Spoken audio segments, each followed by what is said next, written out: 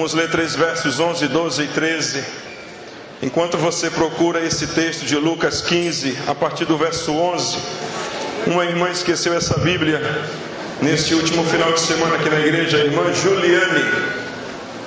Irmã Juliane está aqui? Ou alguém conhece da família da irmã Juliane? Se alguém conhece e não está aqui, informe a irmã Juliane que a Bíblia vai estar no diaconato. Essa irmã esqueceu a Bíblia aqui. Amém. Temos conversado alguns meses atrás. Estaríamos trazendo para a igreja uma palavra sobre o filho pródigo, num contexto diferente. Antes havíamos conversado com vocês no contexto do filho livre, do filho em débito e do filho em crédito, e agora a gente vai conversar sobre esta mesma parábola, mas numa outra ótica. Nessa ótica aqui, você pode mostrar para eles, filhos? Vamos falar sobre a falência do filho pródigo. E diz assim os textos. Jesus continuou, verso 11. Um homem tinha 2 filhos. O mais novo disse ao seu pai: Pai, quero a minha parte da herança. Assim ele repartiu sua propriedade entre eles. Não muito tempo depois, o filho mais novo reuniu tudo o que tinha e foi para uma região distante. E lá desperdiçou os seus bens, vivendo irresponsavelmente. Amém. Graças a Deus. Você pode sentar.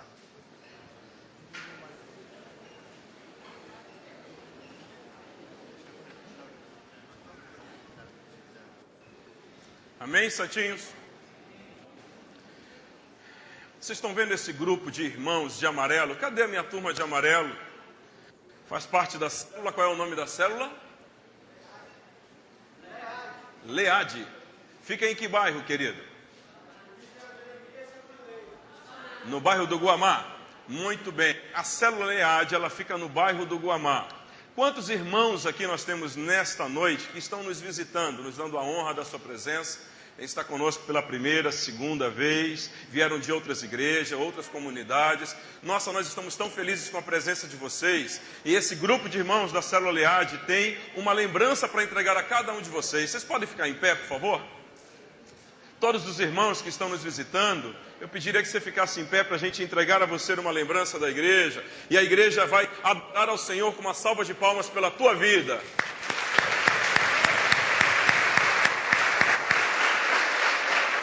Se você que está nos visitando ainda não frequenta nenhuma célula, um grupo familiar, nos procure. Você que está na igreja também não está em célula. Pastor, eu não estou em célula. Procure a gente que a gente vai indicar você a uma célula. E ainda mais se você morar perto do bairro do Guamá ou no bairro do Guamá. Lá então tem a célula Leade que vai ter o prazer em receber você. Amém? Queridos, a palavra falência, eu acho que a maioria de vocês já ouviu falar, mas talvez muitos não a conheçam. É um termo utilizado pela área econômica, pela área financeira, contábil, e ela está ligada, ela representa uma palavra que denota uma empresa, pessoa jurídica, que infelizmente chegou à falência. Uma empresa quando ela não passa mais a honrar com os seus compromissos financeiros, aonde os seus débitos já são maiores que os seus créditos, as suas receitas são menores que as suas despesas, ela então entra numa fase que a gente chama de concordata, é onde ela tenta renegociar as suas dívidas com os seus fornecedores, e chega um determinado momento que ela não consegue mais nem honrar os compromissos da concordata, então ela entra com um pedido de falência. Moral da história, ela quebrou geral, baixou as portas, não funciona mais. Tem muita gente, pessoa física, que já está em falência na área financeira. Alguns já entraram em concordata e conseguiram sair. Outros estão caminhando para a concordata financeira na sua casa, na sua família. E hoje a gente vai entender, através da vida desse filho pródigo, como foi que ele conseguiu entrar em falência e o que eu e você podemos aprender através da vida dele para que a gente não incorra ou não caminhe pelo mesmo caminho. Amém? Pode ser? E eu queria fazer uma pesquisa. De repente essa palavra não é uma palavra para você. De repente você veio aqui só para aprender para terceiros. E eu queria fazer uma pesquisa para ter certeza que essa palavra é para você. Pode ser? Daqui a pouco eu vou pedir para que fiquem em pé um grupo de pessoas. Se você fizer parte desse grupo, eu vou pedir então para que você fique em pé, mas só no final. Eu vou falar um grupo de pessoas. Se você pertencer a alguma classe desse grupo, então no final você vai ficar em pé. Pode ser? Eu queria que ficasse em pé daqui a pouco todos aqueles que acham que ganham menos do que precisam. Pode colocar, filho, na tela. Todos aqueles que acham que ganham menos do que precisam. Se você tem uma dívida a vencer, e se você ficar desempregado, as suas poupanças ou os seus recursos não pagarão essa dívida. Daqui a pouco eu vou pedir para você ficar em pé. Se você tem uma dívida vencida e não paga, daqui a pouco eu vou pedir para você ficar em pé. Se o seu orçamento financeiro está comprometido com financiamentos, eu vou pedir para você ficar em pé. Se algum dia você já entrou ou está no cheque especial, eu vou pedir para você ficar em pé daqui a pouco. Se você algum dia já pagou ou está pagando o mínimo do cartão de crédito, Deus nos acuda. Daqui a pouco você vai precisar ficar em pé. Se você já cobiçou ter a vida financeira de alguém, nossa grama do vizinho sempre é mais verde do que a minha. Nossa, eu queria tanto ter a vida da minha vizinha, a roupa que ela usa, o carro que ele anda, a comida que ele come. Se você não consegue mais honrar os seus compromissos financeiros, se já disse alguma vez que pagaria aquela dívida e esqueceu. Olha só, pode alguém esquecer de pagar uma dívida? Você esqueceu de pagar a dívida e a dívida ainda está em aberta. Ou se você já escondeu uma dívida feita do seu cônjuge, já escondeu uma dívida feita dos seus pais. Quando descobriu, ele disse: meu amor, que bênção que você fez essa dívida.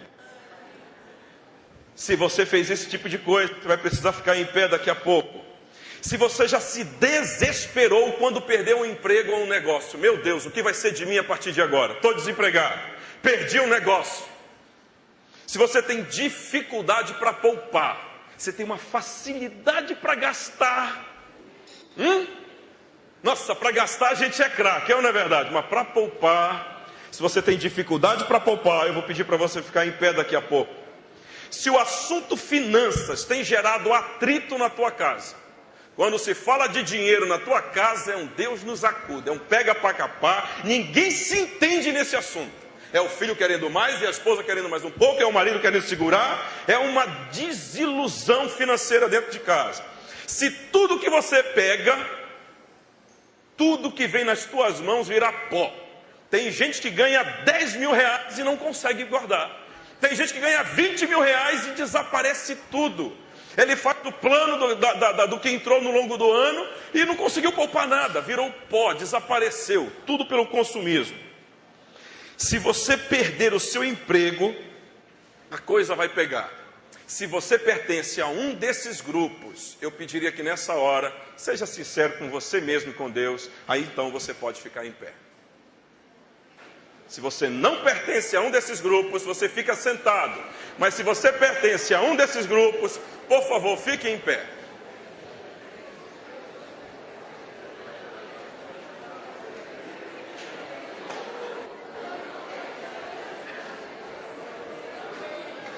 Eu quero dizer que com a tua atitude nessa noite, você está dando o primeiro passo para sair da falência, da concordata, e a crise não vai chegar na tua casa e você vai ser liberto financeiramente, completamente, em nome de Jesus. Amém? Você pode sentar. Agora preste atenção no que eu vou te dizer, porque eu sou o primeiro a ficar em pé. Eu, graças a Deus, não estou mais hoje assim, mas estive há muito tempo. Eu era daqueles que se desesperava quando perdia o emprego. Agora deixa eu te dizer uma coisa. Tem alguém que está numa situação pior do que a nossa. Você sabe quem é? O nosso país. Preste atenção nesses números, por favor. Me ajude a passar esses dados estatísticos rapidinho, queridos. Olha só a dívida brasileira. Vamos lá. Pode passar mais um. A dívida brasileira, a dívida interna do Brasil hoje é de 2,68 trilhões de reais. Para você ter uma ideia, quem aqui vai ter bebê? A pastora Andresa. Vai ter bebê, vai nascer a Hannah. Ainda acho, mas vai ser a... Você sabia que quando a Hannah nascer, ela já vai estar devendo para o Brasil R$14.104? Já nasce devendo e tem que pagar. E a cada ano, a Hannah vai pagar de juros da dívida pública R$1.771. Essa é a situação brasileira. Pode continuar, filho. Olha só que números interessantes. As famílias brasileiras hoje, 61% delas estão endividadas, ou seja, fizeram algum compromisso financeiro e estão em dívidas. Estão pagando essa conta, mas comprometeram uma boa parte do seu salário com dívidas. 19%, quase 20% das famílias estão com dívidas em atraso. O nome já foi para o Serasa, você conseguiu tirar, voltou de novo. Existe alguma dívida em atraso. E existem 7% das famílias brasileiras que estão completamente falidas, quebradas, estão devendo e não tem como pagar. Se você for somar esses números, você vai perceber que apenas 12% das famílias brasileiras não devem ninguém. Só 12%. Pode continuar, filho. Lutero disse, as pessoas passam por 3 conversões: a conversão da mente, a conversão do coração e a conversão do bolso. Você já passou pelas 3 conversões? Infelizmente elas não acontecem no mesmo dia que a gente veio aqui e se rendeu a Jesus, não é verdade? Pode continuar. Se você olhar esses números aqui, não tem como a gente falar de cada um e de cada linha, mas isso significa que 85% das famílias brasileiras gastam mais do que ganham. Se você ganha um salário mínimo, tem pessoas que gastam 2 no mês. Se ganha 4, gasta 8. Se ganha 10, gasta 12. As famílias brasileiras estão gastando mais do que o seu poder de consumo lhe permite. E apenas 14% das famílias brasileiras conseguem chegar com pelo menos R$1 no dia 30. Geralmente, ganha-se dias, tem mais dias do que dinheiro. Vamos continuar, filho, pode passar. Para vocês terem uma ideia, gente que não entende esse poder dos juros e acaba entrando nos juros de cheque especial, juros de financiamento, acaba entrando nos juros do cartão de crédito. Se você pegar R$100 e depositar numa conta da poupança, depois de 8 anos você ganhou R$61. Você conseguiu poupar R$61, pastor. Mas se você dever R$100 no cheque especial, na taxa de juros compostos de hoje, você vai estar devendo daqui a 8 anos R$483.773,84. Equivalem a 14 carros populares. Moral da história, com o dinheiro que você poupa, R$100, você consegue comprar um pneu de um desses carros. Esse é o poder dos juros compostos e tem gente que não entende quando entra numa dívida ou faz algum financiamento. Pode continuar. E o que a gente observa? Infelizmente, cerca de 90% a 95% das igrejas, isso é uma realidade nacional, cerca de 90% a 95% das igrejas não ensinam nada, não conversam nada com os seus membros sobre vida financeira. Graças a Deus, você tem estado numa igreja que, pela graça do Senhor, tem sido uma exceção. O Carlos, por favor, Carlos, a sua esposa, eu pediria que vocês ficassem em pé. O que nós iremos conversar com vocês aqui em 30 minutos, eles dão um curso de 16 horas, é isso? 16 horas. Esse curso já teve esse ano, quem perdeu vai ter em 2017. Pastor, mas a minha situação é para ontem, eu estou desesperado. Fala com o Carlos e com a Silvia, que eles podem te ajudar, tá bom? Pode sentar, queridos. Vamos lá, mais um. E não é de se observar ao contrário. Para você ter uma ideia hoje, por conta desse cenário de falta de compreensão e entendimento financeiro, 37% dos crentes regulares que frequentam os cultos normais da igreja não contribuem com nada. Vem à igreja, são membros da igreja, usufruem do ar-condicionado da igreja, das palavras da igreja, usufruem dos assentos da igreja, do conforto da igreja, saem daqui abastecidos espiritualmente e não contribuem com nada. Apenas 2,5% da renda da maioria dos cristãos é que eles contribuem para a obra de Deus. E para você ter uma ideia, essa nova geração está contribuindo menos do que a geração anterior. Nós precisamos hoje de 3 jovens contribuindo, ou de 3 famílias atuais, para equivaler a uma família da geração anterior. E ainda tem gente que diz, eu não tenho crise, eu tenho Cristo. E é verdade, eu não tenho crise, eu tenho Cristo. Mas tem gente que está trazendo crise para dentro da sua casa. Vamos continuar? O verdadeiro teste da mordomia não é o que o seu dinheiro está fazendo por você, mas o que está fazendo de você, disse John Maxwell. O que o dinheiro está fazendo de você, querido?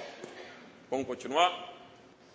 E aí, então, eu quero ministrar com vocês e conversar com vocês sobre 4 lições que o filho pródigo nos ensina. A primeira lição está aqui no verso 11, quando ele diz assim, pode passar mais um, filho. É a lição do contentamento, e essa lição eu encontro aqui no verso 12, quando ele diz para o pai, pai, quero a minha parte na herança. Assim ele repartiu sua propriedade entre eles, entre os 2 filhos e o pai. E aí então ele pega o dinheiro, ele pega os bens, transforma em dinheiro e rasga. Quando o filho diz assim, eu quero a minha parte na herança, ele está dizendo, outras palavras, ele está dizendo, eu não estou mais satisfeito com a vida que eu estou levando. Eu não estou mais satisfeito com o que eu tenho aqui. Eu estou insatisfeito com o que o Senhor está me proporcionando. Essa vida de acordar 8, 5 horas da manhã, tirar leite de vaca, levar gado para o curral, depois de tirar pasto, e depois cobrir a cerca, e depois voltar para comer essa comida de fazenda, e depois dormir 7 horas da noite, eu já não aguento mais. Eu já não aguento mais, eu quero ir embora daqui. Eu estou insatisfeito com a vida que eu estou tendo nessa casa. Moral da história, ele não estava mais satisfeito com o que o pai estava lhe dando. Sabe, queridos, geralmente quando nós somos atingidos por uma onda de insatisfação, ela não vem acompanhada só de insatisfação. Ela vem com murmuração e ingratidão. E sabe qual é o problema disso? É que nós, às vezes, estamos desprezando o cuidado de Deus conosco. Não estamos reconhecendo o cuidado dele conosco. E quando a gente corre esse risco de perder essa visão daquilo que Deus está nos proporcionando, a gente se torna murmurador, ingrato e insatisfeito. Quando a gente olha a vida desse rapaz, ele infelizmente achava que o dinheiro ia solucionar os seus problemas. Perceba, ele pegou tudo o que ele tinha e transformou em dinheiro e saiu de lá. Tem gente que pensa que vai resolver a sua vida se tiver mais dinheiro. O meu problema é que eu não tenho dinheiro. Então a pessoa vira um corredor atrás de dinheiro. Ela quer dinheiro porque se ela tiver dinheiro. Tem gente que diz assim, pastor, eu viveria melhor se eu tivesse mais dinheiro. Eu poderia pagar as minhas contas, eu sustentaria melhor o meu lar, eu teria as minhas necessidades, as necessidades da minha casa supridas, eu poderia viajar, eu poderia fazer parte daqueles 37% que contribuem mais para a obra. Tudo que elas pensam é em ter mais dinheiro. Qual passa então a ser a sua fonte de preocupação e a sua único desejo de busca? Dinheiro. Dinheiro, dinheiro, dinheiro. Deixa eu te dizer uma coisa, queridos. Nem só de dinheiro vive o homem. A nossa preocupação, quando ela está atenta em ter mais dinheiro e achar que esse dinheiro vai realizar e resolver os nossos problemas, isso é mentira do inferno, é lê do engano. Lê do engano. Muitas vezes, queridos, observem, prestem atenção no que eu vou dizer para você agora. Deus, ele é muito perspicaz e inteligente. E a Bíblia diz que ele prova e sonda os corações, pastor Marcelo. E eu me lembro de 2 cenários interessantes. Eu lembro do cenário de Deus, em Números, você lê isso. O povo estava no deserto, morrendo de sede, e o povo começa a murmurar por falta de água. E a Bíblia é clara, ela diz, e Deus se ausentou para ver o coração do povo. Às vezes, na escassez, Deus está querendo ver o teu coração. Por outro lado, o rei Ezequias, que era próspero, tinha tudo o que precisava e mais um pouco, ganhou até mais 15 anos de vida, recebeu a visita do rei da Babilônia, e quando esse rei chegou, a Bíblia diz que Deus se ausentou de Ezequias para ver o coração dele. Tem gente que no pouco ou no muito acaba se esquecendo de Deus. O problema, queridos, não está na falta do dinheiro, mas do que o dinheiro está fazendo por nós. Ei, você não entendeu? Presta atenção para cá. O problema não está em quanto ganhamos, mas como gastamos. Como será que a gente está gastando o nosso dinheiro?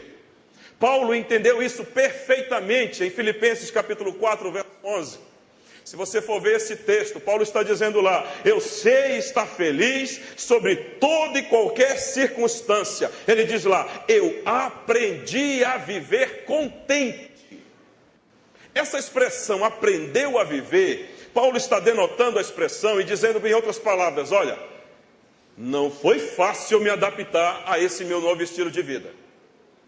Não foi do dia para a noite que eu aprendi a viver assim. Foi uma caminhada, uma jornada. Eu apanhei muito. E hoje eu aprendi a viver. Tem gente que na escassez ou na abundância não aprende a viver, adorando e agradecendo ao Senhor. Mas aprende a levar uma vida de murmuração, ingratidão e insatisfação. Sempre quer mais quando tem e sempre reclama quando falta. Paulo, ele aprendeu a viver. Paulo está ensinando a mim e a você que nós precisamos aprender a viver com aquilo que vem à nossa mão, com aquilo que o Senhor coloca na nossa mão. Mas olha só como foi que ele aprendeu a viver. Ele aprendeu a viver contente. A palavra contente, ela é um adjetivo grego chamado autarkis, que significa autossuficiência. Paulo está dizendo: eu aprendi a viver autossuficiente. Aí você pode dizer: mas Léo, é um paradoxo isso. Como é que ele pode? E Deus na vida dele? Ele não dependia de Deus? Claro. No verso 13 do mesmo capítulo de Filipenses 4, ele diz lá, pastor Jair: tudo posso naquele que me fortalece. Isso significa o quê? Que Paulo sabia que a suficiência dele estava no Senhor. Mas essa palavra autossuficiente, autarquis, na verdade ela quer dizer, pastor Flávio, autocontrole. Paulo está dizendo: eu aprendi a ter controle sobre as minhas emoções. Eu aprendi a ser sereno sobre o estado em que eu estou passando no momento. Se estado de deserto ou se estado de abundância.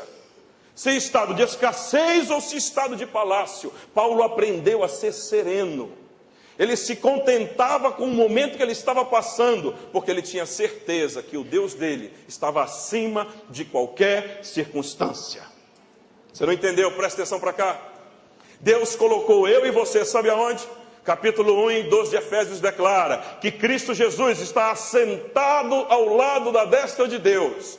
Mas o mesmo capítulo diz que eu e você estamos assentados com Cristo Jesus. E o texto continua: e ele está, olha só, primeiro capítulo de Efésios de lá, e ele está muito acima de principados e potestades. Você está muito acima de principados e potestades. Não, presta atenção. Você não está somente muito acima de principados e potestades. Você está acima de qualquer deserto, de qualquer escassez, de qualquer abundância, de qualquer estado financeiro que você se encontre. Você está com Ele, nele, para Ele e por Ele são todas as coisas.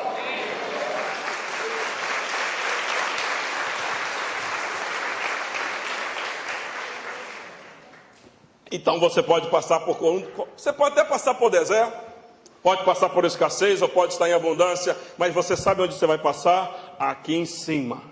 O deserto está passando lá embaixo e você está aqui em cima. Eu sei que isso é difícil para entender quando a gente está num aperto. Eu sei que isso é difícil para entender quando a gente chega em casa e não tem nada para comer.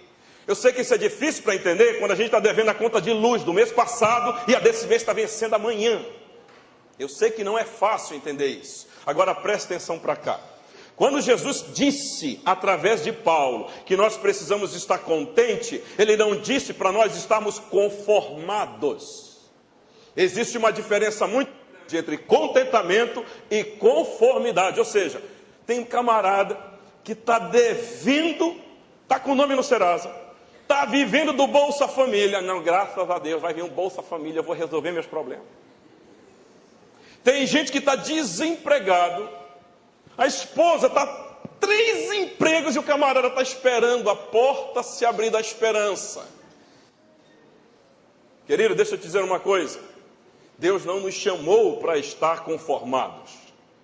Estar contente significa que eu vou estar no controle das minhas emoções, sabendo que o meu Deus vai prover todas as coisas, mas Ele vai usar aquilo que eu tenho nas mãos.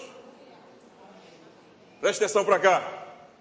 Fui visitar esses dias, hoje, um cliente. E esse cliente, bem próspero, está funcionando bem a estrutura dele. E ele disse: você lembra do fulano de tal? Eu disse: lembro. Pois é, ele quebrou. Se quebrou, foi. Ele aumentou a estrutura dele acima do que ele podia. E com essa estrutura que ele aumentou, ele não conta, acabou quebrando. E o que ele está fazendo hoje? Ele voltou a ser empregado. Esse filho pródigo aqui, quando ele entrou em falência e quebrou total, o que foi que ele fez? Ele voltou para a casa do pai. Deixa eu te dar uma dica aqui para você que está desempregado, está numa situação difícil, está devendo conta. Presta atenção, talvez esteja na hora de você voltar. Pastor, mas eu fui um mega hiper empresário e no início da minha carreira eu era um vendedor de picolé. Talvez esteja na hora de voltar a vender picolé. Pastor, mas agora eu sou concursado e antes eu limpava, eu era agente de limpeza. Talvez esteja na hora de ser agente de limpeza. Talvez esteja na hora de voltar para o início. Vocês estão entendendo isso?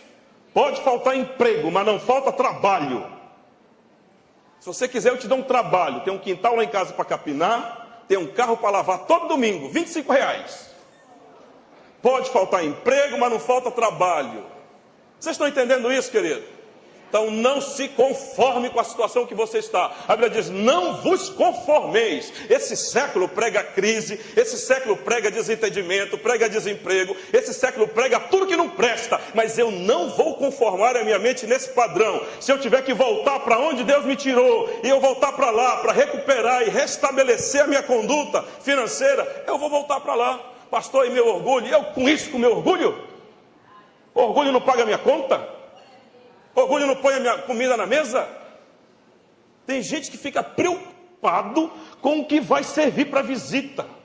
Meu Deus, não posso receber ninguém na minha casa. Por quê? Porque só tem água para servir. Serve água, santo. É melhor servir água do que servir biscoito da Balduco e não ter dinheiro para pagar. Não vou para a igreja hoje. Por que não vai para a igreja? Não, porque eu estou usando esse sapato aqui há uma semana. Todo mundo já sabe na igreja que meu sapato é azul turquesa. Eu quero um sapato azul libélula, azul do cor do céu, azul escuro, azul claro, para poder combinar. Se preocupa com a roupa que veste, se preocupa com o que come. Querido, deixa eu te dizer uma coisa: não se satisfaça com os padrões desse mundo, alinhe-se com os valores e padrões do céu. Você entendeu isso, sim ou não? Segunda lição que eu e você podemos aprender com o filho pródigo. Vamos lá. A lição da mordomia.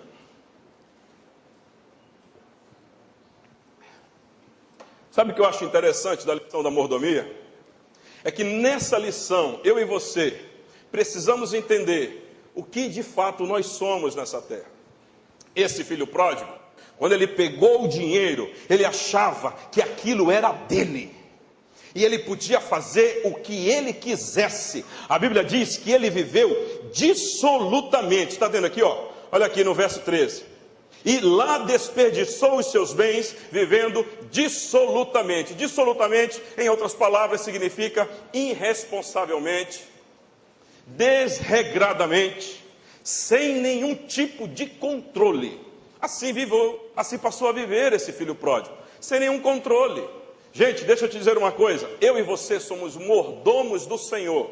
Quem é mordomo? Nós. Você sabe o que significa a palavra mordomia? Mordomia significa cuidar muito bem daquilo que é de outrem. Preste atenção para cá. Tudo que existe nos céus e na terra é dele. E dele é este reino. Riquezas, honra, poder, glória, vem tudo dele. Nas suas mãos está a força e o poder. E ele dá a quem ele quiser. 1 Coríntios capítulo 29. Se tudo vem dele por ele, o que eu tenho, o que você tem, é dele. E eu e você temos que administrar o que é dele. Ei, olha para cá. Sabe aqueles 10% que você entrega na igreja como oferta e como dízimo?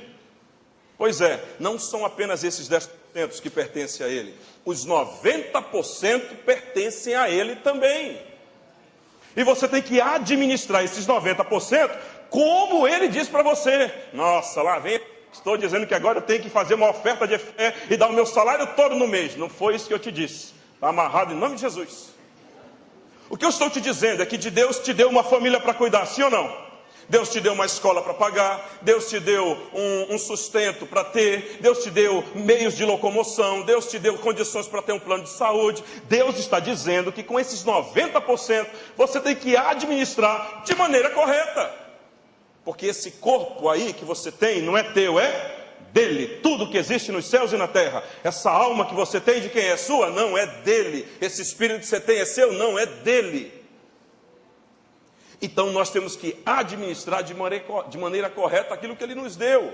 Você entendeu isso? O problema é que esse jovem aqui pensava que tudo era dele e não administrou de maneira correta. Viveu de maneira dissoluta, perdeu tudo o que tinha. Não sobrou o que ele pensava que ia durar uma vida toda, não durou um final de semana. Quando ele colocou na mão do bolso para pagar a farra com os amigos, já não tinha mais nada. E aí, quando já não tinha mais nada, todos os amigos foram embora. Tem gente que pensa, eu não sei por que os meus amigos me deixaram. Eles te deixaram porque você foi um exemplo mau para eles, de vida dissoluta e irresponsável. Nossa, mas quando eu tinha dinheiro, estava todo mundo perto de mim. Até a igreja me abandonou. Não, a igreja não te abandonou. A igreja nunca abandona ninguém. Os pastores não ligam, os pastores não te abandonaram. Foi você que entrou nessa. Saiba sair. Ok? Deixa eu te dizer uma coisa, eu amo você, é por isso que eu estou te ensinando isso. E eu estou te ensinando isso por dois motivos. Para você não entrar lá se você estiver indo para lá. E te ensinando a como sair se você estiver lá. Amém? Agora presta atenção. Eu acho interessante que nessa vida dissoluta que esse rapaz vivia, o que aconteceu? Ele percebeu que não tinha mais nada. E entendeu que ele precisava tomar uma decisão. Porque não adiantava mais nada ele fazer, ele já tinha perdido tudo. Ele então montou um plano na cabeça. Ele montou um plano, eu já sei o que eu vou fazer. Eu vou retornar para a casa do meu pai, vim com um discurso sincero e honesto, contar para ele o que está acontecendo e pedir ajuda, misericórdia para ele, para que ele me dê pelo menos um emprego. Olha o plano que ele montou. Ei, sabe o que eu aprendo aqui? Que está na hora de você e eu termos um plano financeiro definido. Tem gente que não tem planejamento nenhum das suas contas.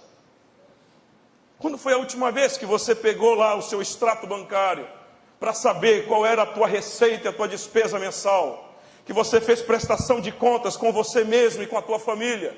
Quando foi a última vez? Primeira dica, se você quer sair da crise financeira e não entrar nela, ei, faça um planejamento financeiro adequado. Planeje-se financeiramente, organize, seja organizado com as suas contas, organizado com o que você compra. Não compre aquilo que você não possa pagar. Brasileiro é uma coisa interessante. O que brasileiro geralmente faz? Ele compra antes e paga depois. Cidadão do céu é diferente. Cidadão do céu poupa hoje e compra depois. Então planeje-se para adquirir e comprar aquilo que você sonhou. E não faça do seu sonho um pesadelo.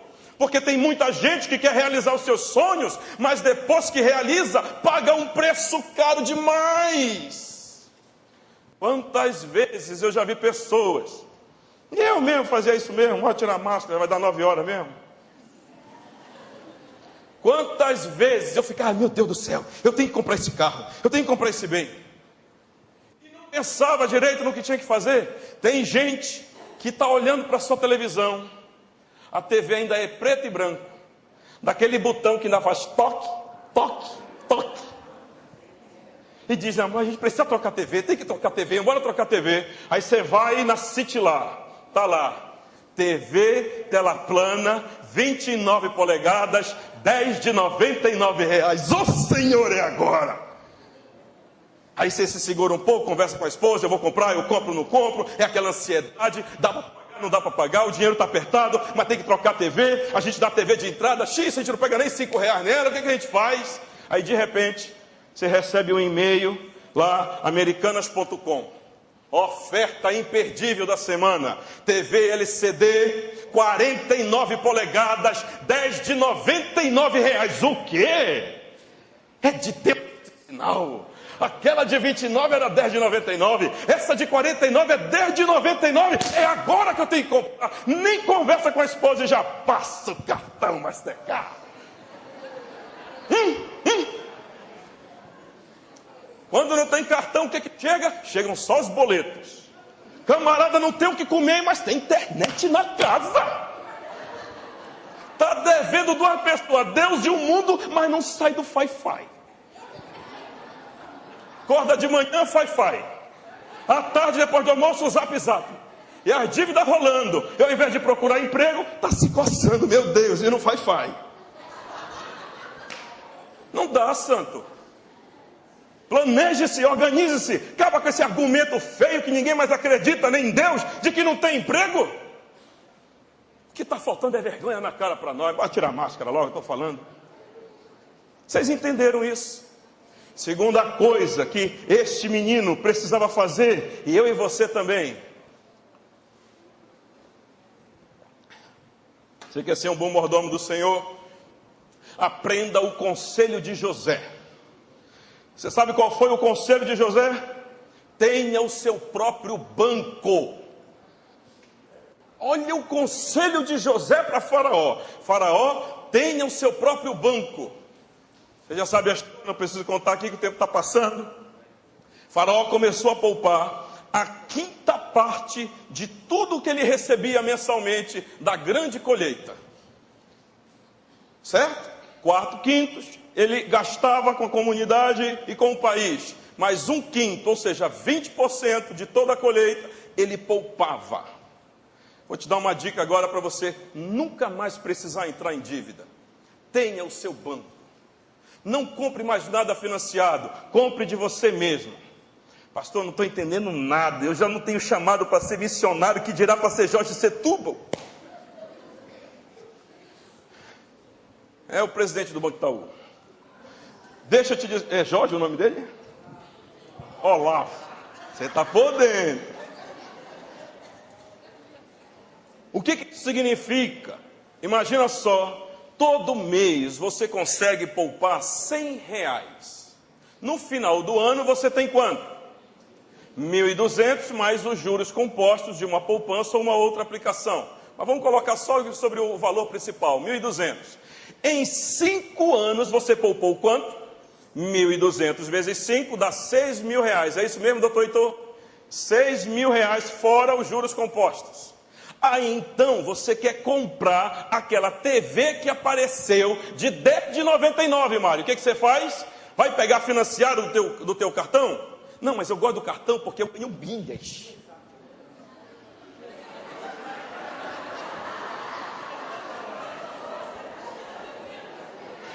Deixa eu te dizer uma coisa aqui, santo.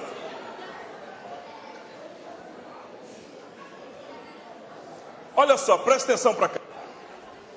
10 de 99 dá quanto? 10 de 99 dá quanto? R$999. Mas essa TV à vista, se você for lá procurar, ela vai dar quanto? Vamos chutar aqui, ela vai dar R$900. R$99 de R$900 dá quanto? Um pouco mais de 10%, algo em torno de 13%, ok? Agora preste atenção, se você pegar esses 13%, ou seja, esses R$99, não vai equivaler mais do que as milhas do que você poupou, ou estava interessado no cartão de crédito? Porque R$999 vai equivaler a metade ou menos do que isso em dólar. Então pega R$1.000, divide por 4, você vai ganhar 200 pontos. O que você prefere? Guardar no bolso R$99 ou 200 pontos? Para falar sério.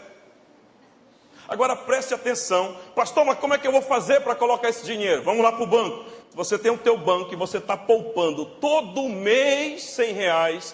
Depois de 5 anos você tem R$6.000, mas quer comprar a TV. O que você faz? Pega dinheiro emprestado. Mas de quem, pastor, que eu não posso pegar dinheiro emprestado? Pega do teu banco. Pega R$1.000 do teu banco. Vai ficar quanto no banco agora? 5.000, mas todo mês paga R$99 para o teu banco durante um ano, durante 10 meses. O teu capital, que antes era 6.000, vai para quanto agora? Hein? 6.999? Não, você continua poupando os R$100. Então você vai ter 6.000, você vai ter R$7.999 no banco. Vocês entenderam o que eu estou dizendo para vocês? Algo em torno disso? O que é isso? É você aprender a usar o dinheiro que Deus colocou na tua mão de maneira correta, sendo mordomo dele. Amém? Terceiro conselho que ele nos ensina. Volta lá rapidinho. Coloca lá, filho. Terceira lição.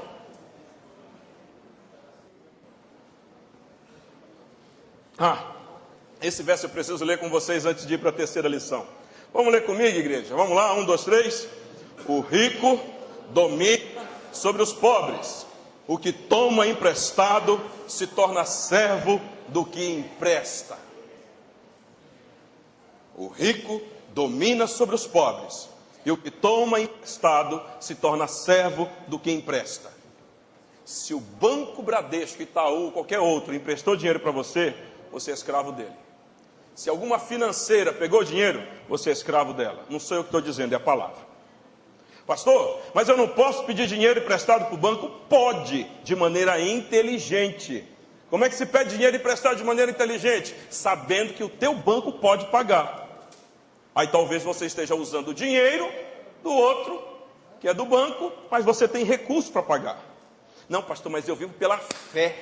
Eu sei que Deus vai mandar para mim um recurso. Para com isso, santo. Não entra nisso que é roubada. Presta atenção que eu vou te dizer agora. Eu amo você, é por isso que eu vou dizer isso. Você é mordomo do Senhor, sim ou não? Ele é Senhor da tua vida, ok? Muito bem. Se você é mordomo do Senhor, todo o recurso financeiro e bens e imóveis que você adquire com os recursos que Deus te deu, você vai administrar como mordomo do Senhor. Ok, agora presta atenção para cá. Todo o dinheiro que vem para a nossa mão, que é fruto de ilegalidade, fruto de desonestidade, corrupção, caixa 2, e de dívidas feitas e não pagas, não me diga que foi Deus que te deu. Deus não vai te dar uma dívida para que você não possa pagar e fique com o nome sujo, escandalizando o nome dele. Ai daqueles por quem vem o escândalo. Ainda diz que é crente. Você está entendendo, santo? Ora, se não foi Deus que te deu esse recurso e que você comprou imóveis ou móveis de maneira ilícita, de quem foi que te deu? Mateus 6,24 declara, eu acho que é 6,24 diz lá, não podemos servir a dois senhores, a Deus e a Mamon. Mamon ali, queridos, não é dinheiro. Eu não tenho tempo para explicar sobre isso para você, mas Mamon não é dinheiro. Mamon ali é um principado maligno. Deixa eu te dizer uma coisa, ou com os nossos recursos que estão nas nossas mãos, estamos sendo mordomos de Deus ou mordomos de Mamon. Não tem como servir a dois senhores ao mesmo tempo. Amém, filhos? Amém. Glória a Deus. Vamos lá rapidinho para o terceiro conselho. Lição de dependência. Essa aqui eu vou passar rápido com vocês. Presta atenção para cá. Quantos aqui disseram que são servos do Senhor mesmo? Não, eu sou servo do Senhor. Amém. Você tem certeza disso, né, santo? Ok, agora presta atenção, olha que coisa interessante. Antigamente, quando nós éramos lá do outro lado do mundo, pastor, a gente comprava, Bena, o que a gente queria, ia para onde a gente queria, comia o que a gente queria e fazia o que a gente queria. Hoje, como crente, a gente continua indo para onde a gente quer, fazendo o que a gente quer e comprando o que a gente quer. Que tipo de senhorio é que ele exerce sobre nós? Explica isso. Antigamente, quando a gente era do mundo, a gente tinha um argumento para fazer o que a gente queria e comprar o que a gente queria. Não, eu faço o que dá-me na telha. A vida é minha mesmo. Eu sou independente. Como esse jovem aqui. Ele disse, não, eu sou independente agora. Interessante que ele não pegou o dinheiro e investiu em algo próximo do pai. Não, ele queria ir embora, vazar. Ele foi para longe do pai. Longe dos irmãos, longe de todo mundo. Ele queria conhecer o mundo. Nossa, eu descobri que lá na cidade tem internet. Eu descobri que lá tem festa, eu descobri que lá tem mulher, eu descobri que lá tem jogos no celular. E aqui não pega nada, no máximo é sinal de 100 megabytes, que só dá para ver o Orkut. Mas tu vê como ele estava desatualizado.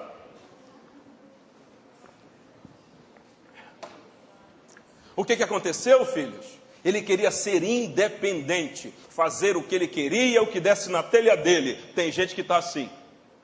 Hoje a gente serve a Jesus, mas a gente continua fazendo o que a gente quer, comprando o que a gente quer, na hora que a gente quer, mas mudou o argumento.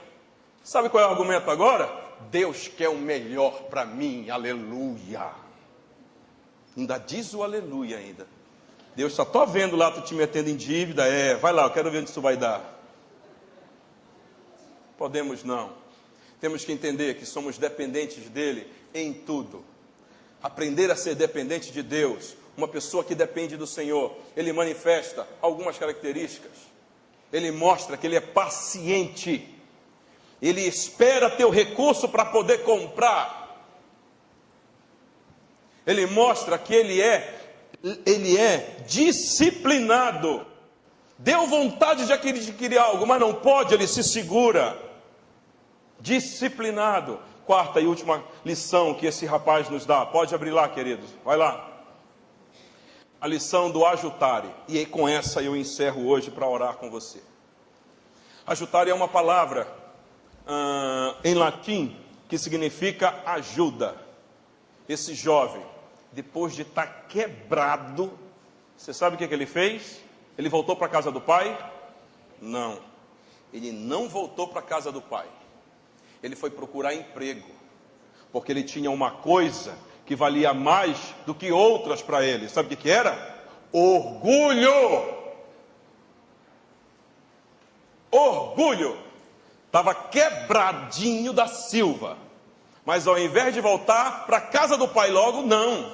Foi atrás de emprego. Não, para lá eu não volto. Vou voltar com uma mão na frente e outra atrás? O que o meu irmão não vai falar de mim? O que os empregados do papai vão falar de mim? Negativo. Eu vou fazer tudo que me der na telha aqui para resolver eu mesmo meus problemas. Tem muita gente que não pede ajuda. O orgulho. Está quebradinho da Silva, está em concordata. A esposa está dizendo, meu bem, vamos conversar com alguém. Não, eu resolvo meus problemas, mulher. Acaba com esse negócio. Ninguém tem que falar da nossa vida para ninguém. A minha vida é minha, a nossa vida é nossa e ponto final. Orgulho, o nome disso. Cheio de orgulho esse rapaz. E o que foi que aconteceu? O que foi que aconteceu? Nem comida de porco ele podia comer. Deixa eu te dizer uma coisa, querido. Quando a gente pensar que a situação está crítica, está braba e a gente chegou no fundo do poço, esse jovem me ensina que o poço pode ser cavado mais ainda, a gente afundar mais ainda. Não seja mais orgulhoso. Aprenda a pedir ajuda. Aprenda a ser humilde. Eu já falei isso aqui. Humildade não é pensar menos de si, é pensar menos em si. Isso significa o quê? Significa, queridos, que você tem que pensar menos em si e talvez pensar mais na tua família, pensar mais na tua casa, pensar mais nos teus filhos, pensar mais nos teus pais, pensar mais no teu futuro cônjuge, que você ainda nem casou, mas já está fazendo dívida por conta hoje. Orgulho. Não pedimos ajuda, não contamos, não pedimos aconselho. A Bíblia diz que na multidão de conselhos há, e ninguém quer a sabedoria de Deus. Todo mundo quer tomar as suas decisões por conta própria. Esse jovem, ele não perdeu só todo o dinheiro, ele perdeu prestígio, perdeu poder, perdeu presença, perdeu orgulho, perdeu tudo o que ele tinha. Quando ele chegou no fundo do poço, foi que ele disse: agora eu vou voltar para a casa do papai. Você não precisa chegar no fundo do poço para voltar para aquele que pode solucionar teus problemas. Fique em pé em nome de Jesus.